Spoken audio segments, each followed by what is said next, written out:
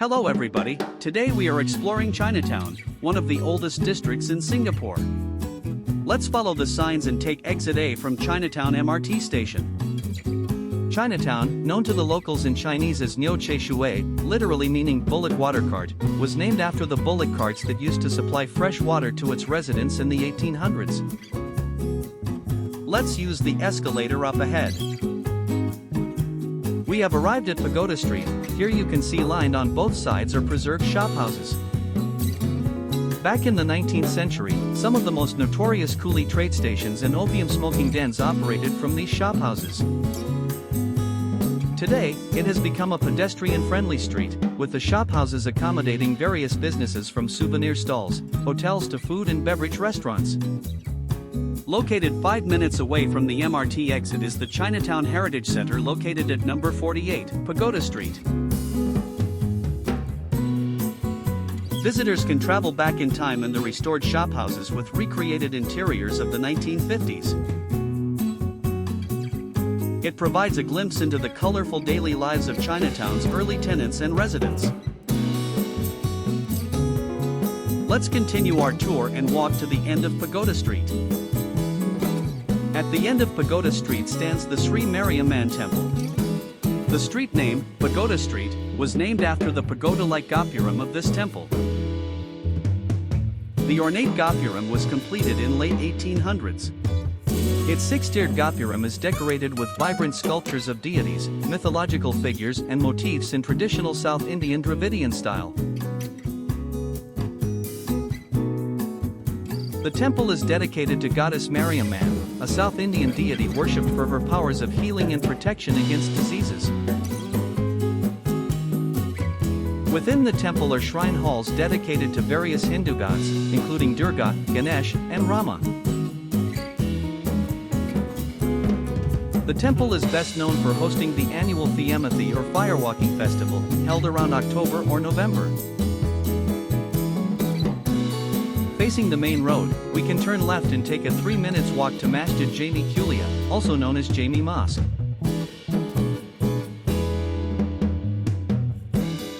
Masjid Jami is one of Singapore's oldest mosques, located on South Bridge Road. Established in the early 19th century by Tamil Muslim traders, known as the Chulias. The mosque's most recognizable feature is its distinctive gate with twin octagonal minarets, painted in a soft green. These minarets are South Indian in style, while the prayer hall behind them features classical European columns and motifs.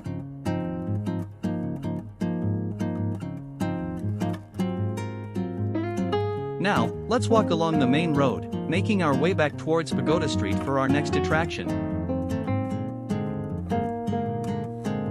Here on Temple Street and in the surrounding area, several notable wall murals depict scenes from Singapore's past and cultural heritage.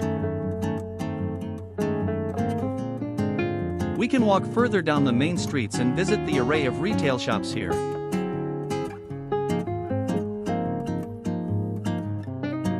We are now on Smith Street, known colloquially as Hay Yun Kai Theatre Street in Cantonese, where a famous Cantonese opera theatre was located, drawing large crowds during the 1910s. The theatre was converted into a cinema in the 1920s, with the silent movies gaining popularity.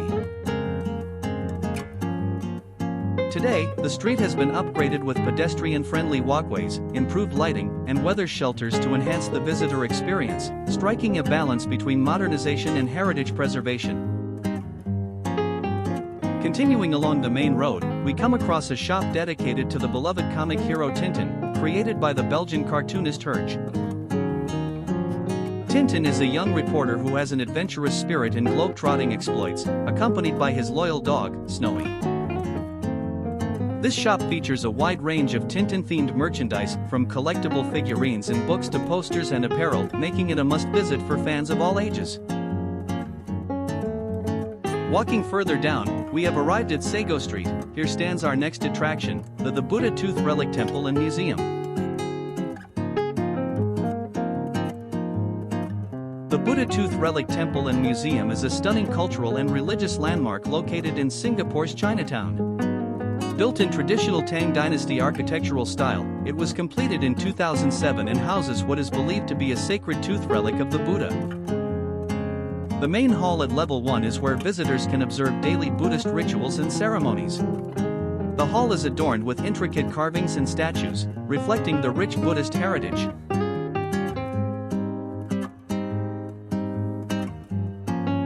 Next, we can take the lift or walk up to the mezzanine level. At the mezzanine level, the Dharma Hall enshrines the figure of Bodhisattva Avalokitesvara depicted in a relaxed posture, symbolizing tranquility and protection for all beings. This museum also showcases wax figures and biographies of notable Buddhist monks highlighting their contributions to Buddhist teachings and in social welfare.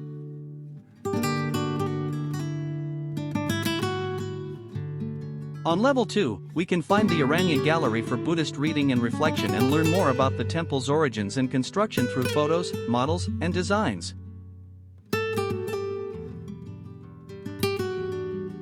We are now at level 3, which houses the Buddhas of the World Museum.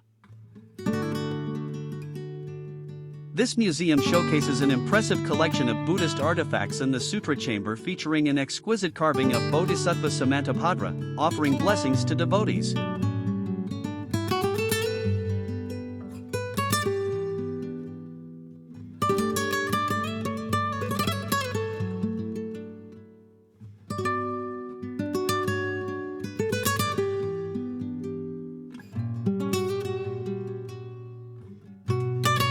On level 4 is the Sacred Light Chamber, the most spiritually significant section of the temple. Here you can view the revered Buddha tooth relic.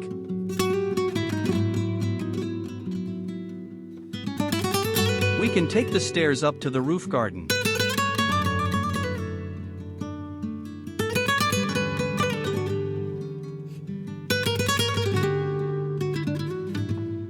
There is a pavilion located at the center of the roof with a large Vairocana Buddha prayer wheel.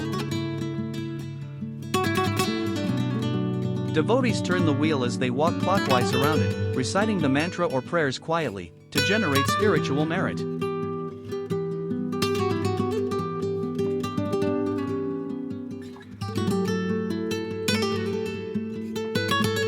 Back at level 1, from the side of the temple or using the lift, we can go down to the small vegetarian food court at basement level.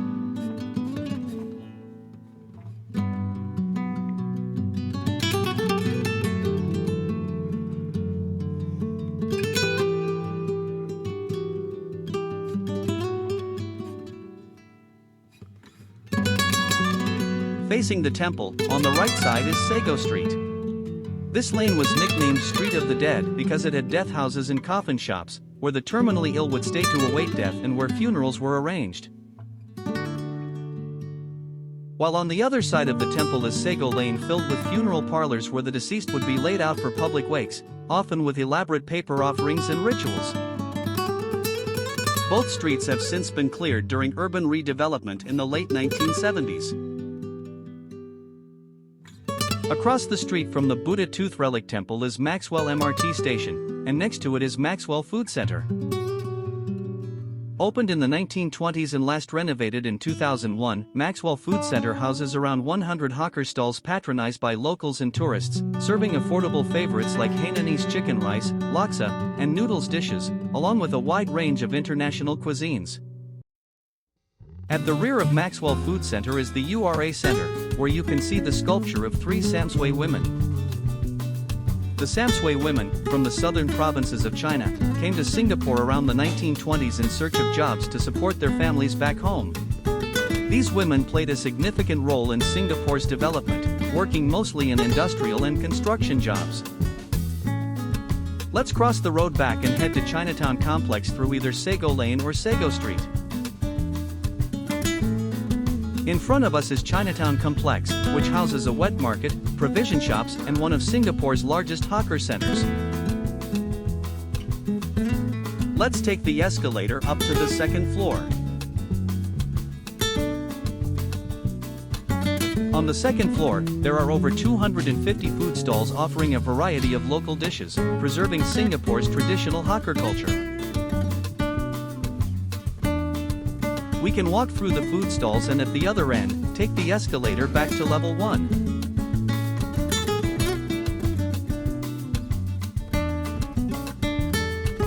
Exiting at the other end of Chinatown Complex, we are standing in front of Keong Saik Road. Let's walk upslope along Keong Saik Road.